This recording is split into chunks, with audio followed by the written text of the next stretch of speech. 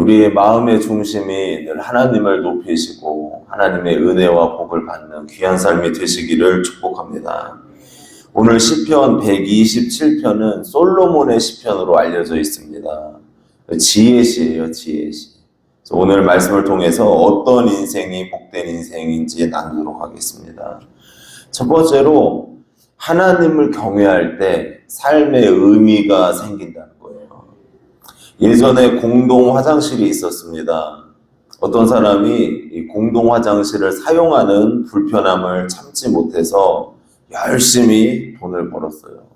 그래서 화장실이 실내에 있는 집에 들어가게 되었습니다. 소원 성취를 했어요. 어느 날 친구 집에 갔습니다. 갔는데 친구 집에는 안방에도 화장실이 있고 거실에도 화장실이 있는 거예요. 화장실이 2개입니다. 목표가 생겼어요. 그래, 나도 반드시 화장실 2개 있는 집에 가리라 생각을 했습니다. 또 열심히 돈을 벌고 노력을 해서 화장실 2개 있는 집에 가게 되었어요. 삶의 범주가 이 세상뿐이라는 거예요. 그러니까 이 세상의 것을 가장 추구하고 이 세상의 목표만을 위해 살아갈 수 있다는 것입니다. 많은 사람들이 하나님과 관계없이 살아갑니다. 하나님과 관계없이 자신의 욕심과 욕망과 또 때로는 자아 추구라는 목적으로 살아가고 있습니다. 그러나 하나님이 없다면 아무것도 아니라는 거예요, 인생은. 하나님이 없이 이루어진다면 그것은 인생의 의미가 없음을 증거합니다. 오늘 시인도 하나님 없이 이루어지는 계획들, 성공들에 대해서 그 모든 것들이 허사다 말씀하고 있어요. 우리 1절, 2절 말씀 같이 읽겠습니다. 여호와께서 집을 세우지 아니하시면 세우는 자의 수고가 헛되며 여호와께서 성을 지키지 아니하시면 파수꾼의 깨어있음이 헛되도다. 너희가 일찍이 일어나고 늦게 누우며 수고의 떡을 먹음이 헛되도다. 그러므로 여호와께서 그의 사랑하는 자에게는 잠을 주시는도다. 아멘. 그러니까 하나님께서 집을 세우시지 않으시고 성을 지키지 않으시면 아무리 노력해도 또 애쓴다고 할지라도 그게 헛된 것이래요. 수고와 노력을 해도 그게 이루어질지 안 이루어질지도 하나님의 손에 달렸을 뿐만 아니라 하나님과 관계없이 이루어진 일이잖아요. 그 모든 것들이 허사가 될 수 있다는 것입니다. 시인은 헛되고 헛되도다 이 이야기를 3번이나 반복을 하고 있습니다. 하나님께서 우리가 이 땅을 살아갈 때에 물론 복을 주시고 은혜를 주셔서 또 권세와 능력과 부를 갖게 하실 때도 있습니다. 하나님의 섭리 안에 있어요. 그러나 어떤 사람은 이 땅을 살아가면서 순교자의 삶을 살아갈 수도 있다는 거예요. 아무것도 누리지 못하고 오직 예수님의 복음을 위하다가 자신의 인생을 마칠 수도 있습니다. 모든 것이 하나님의 뜻 안에 있고 섭리 안에 있습니다. 시인이 진정으로 말하고 싶은 것은 무엇이냐? 그래요, 부하게 되고 어떤 계획이 성취되고 이런 것들, 이 세상에서 잘 되는 것, 이것도 자신의 관점에서 참 중요합니다. 그러나 그 모든 것들이 하나님 없이 이루어졌다. 그러면 아무것도 아니라는 거예요. 왜 그렇습니까? 하나님만이 우리에게 영원한 생명을 주시는 분이기 때문입니다. 그러니까 영원의 관점에서 봤을 때 이 세상의 것들을 아무리 추구한다고 한들 아무것도 아니라는 거예요.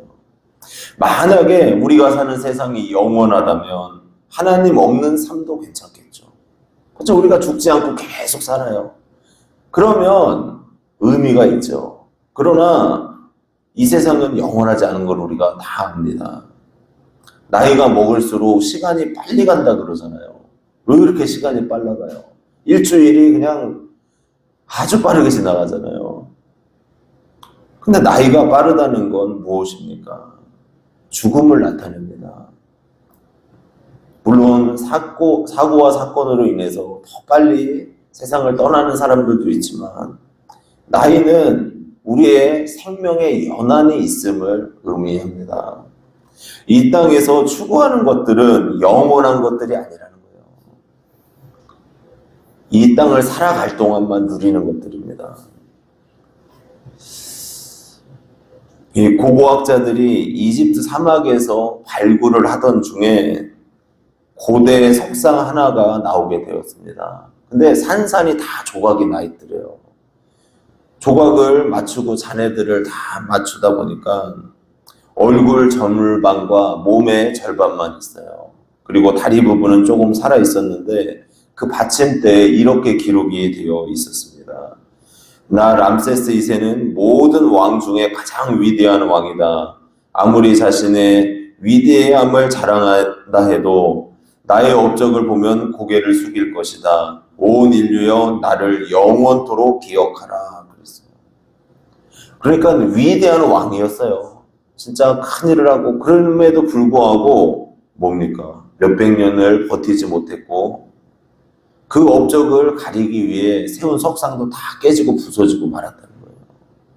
그러니까 위대한 왕이라고 자기 자신을 생각할지라도 결국은 죽음의 한계를 뛰어넘을 수는 없다는 것입니다.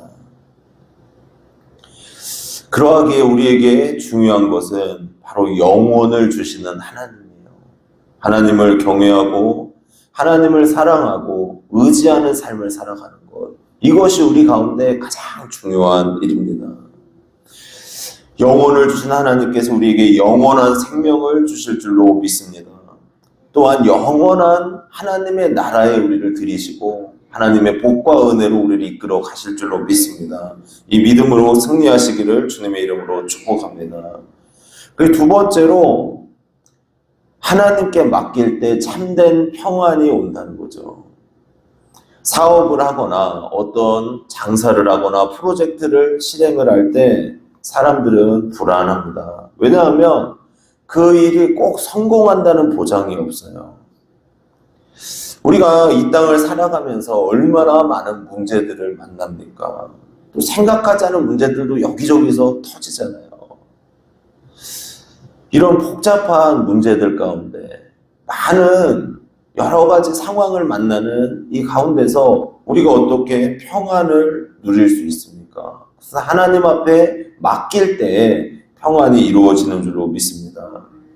인생을 보면은 맡기는 인생이 있고 자기 짐을 짊어지고 가는 사람들이 있습니다. 그래서 짐을 계속 짊어지고 가봐요. 그럼 어때요? 무겁잖아요. 무거워요. 그러나 맡기는 인생은 자기가 최선을 다해요. 하는 부분까지. 그런 다음에 하나님께서 역사하실 줄 믿습니다. 하나님께서 도와주실 줄 믿습니다. 이러고 하나님 앞에 맡겨드리는 거예요. 그러니까 평안합니다. 우리 2절 말씀 한번 같이 읽겠습니다. 너희가 일찍이 일어나고 늦게 누우며 수고의 떡을 먹음이 헛되도다. 그러므로 여호와께서 그의 사랑하시는 자에게는 잠을 주시는도다. 아멘. 하나님께서 그의 사랑하시는 자에게는 잠을 주시는도다. 예전에 이 말씀을 가지고 그래요. 어떤 사람이 잠을 오래 자요. 막 늦잠 자고 그래요. 그런 다음에 하나님이 나를 많이 사랑하시나 보다고, 잠이 이렇게 많아졌다고 이렇게 농담도 했었어요. 근데 여기에서 잠을 주신다는 의미는 무엇입니까? 평안을 의미합니다. 평안. 그러니까 하나님께서 참 평안을 주신다는 거예요. 그래서 편안하게 자고 쉼을 얻을 수 있도록 이끌어 가신다는 거죠. 하나님께서 사랑하시는 자에게 잠을 주시는데, 사랑하시는 자는 누굽니까? 하나님을 경외하는 자라는 겁니다. 그러니까 하나님을 존귀 여기고 사랑하고 우리에게 영원한 생명을 주시는 그 하나님을 바라보면서 이 땅을 살아가는 자들, 이런 사람들을 하나님이 사랑하시고 그 사람들에게 하나님께서 잠을 주신대요.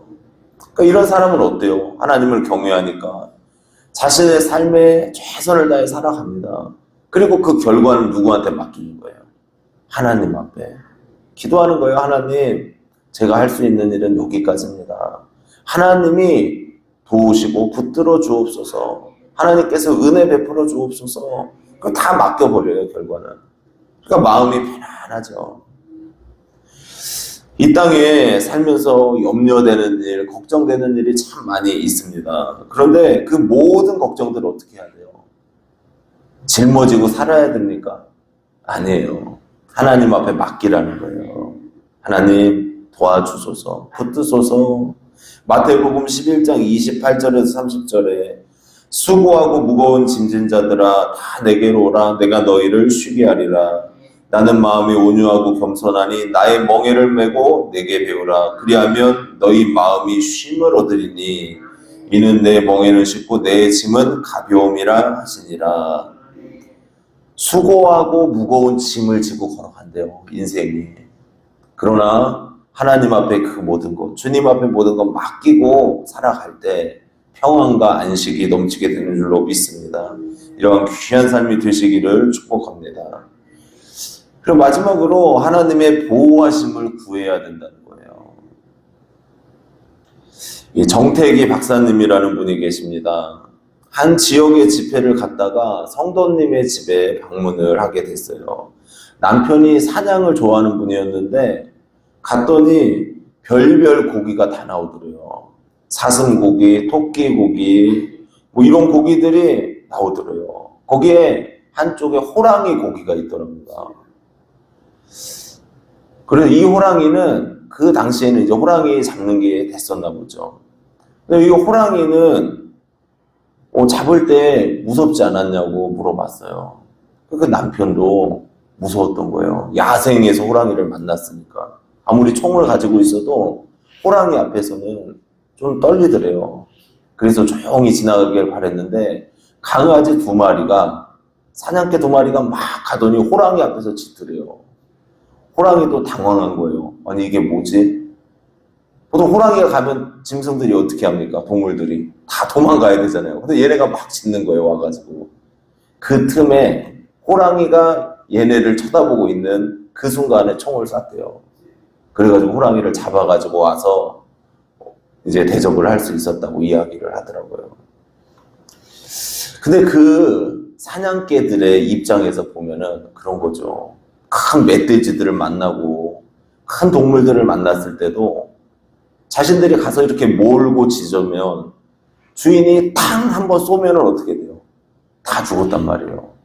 그러니까 주인이 우리 지켜줄 거야 이거예요. 주인이 우리 보호해 줄 거야. 그러고 나서 겁 없이 호랑이한테도 대들었다는 거죠. 근데 그 얘기가 진짜 맞네요. 하루 강아지 범 무서운 줄 모른다고.